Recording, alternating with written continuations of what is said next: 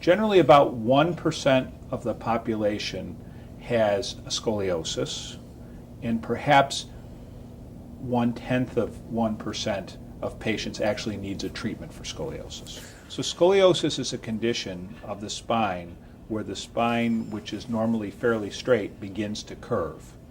And scoliosis has different effects on different people. We don't really know exactly what causes scoliosis, but we do know that growing is something that can make the curvature get worse. And so this typically becomes an issue for kids in their middle school years when they're really hitting their growth spurt and their curve can enlarge. Once a curve gets to a certain size, it can continue to enlarge even after you're done growing.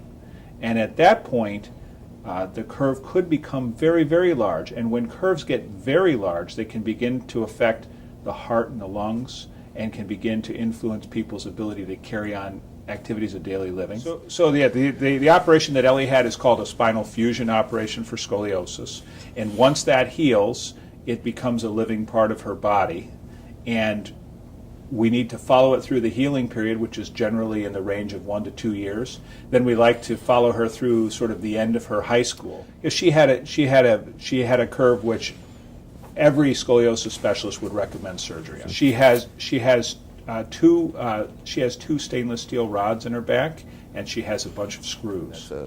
Her spine has a fusion that goes from the T2 bone, which is up near the neck, down to the L1 bone, which is in sort of the middle of your, it's the upper part of your lower back. So that's really 13 vertebrae. In some ways, Elli was typical in that she is a young woman approaching her growth spurt, and about 90% of the patients who require treatment for scoliosis are women.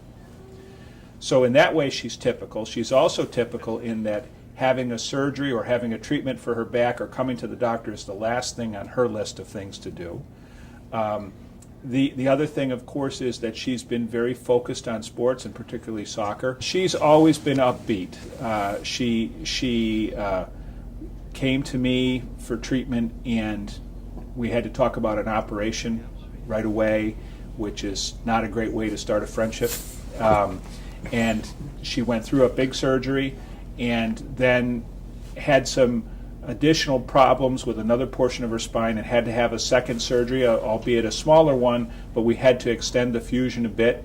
And through that whole time, she sort of had a relentlessly, I'm going to win approach, just anxious to get back to her sport, and just a pleasure to deal with. She's got one of the most remarkable positive attitudes. Well, I've seen some video of her playing soccer, and it's hard to imagine that she could have been more energetic and more aggressive before the surgery than she is now. Seeing the video of what she can do now and the way she's able to compete full speed all the time is very impressive testament to her energy level.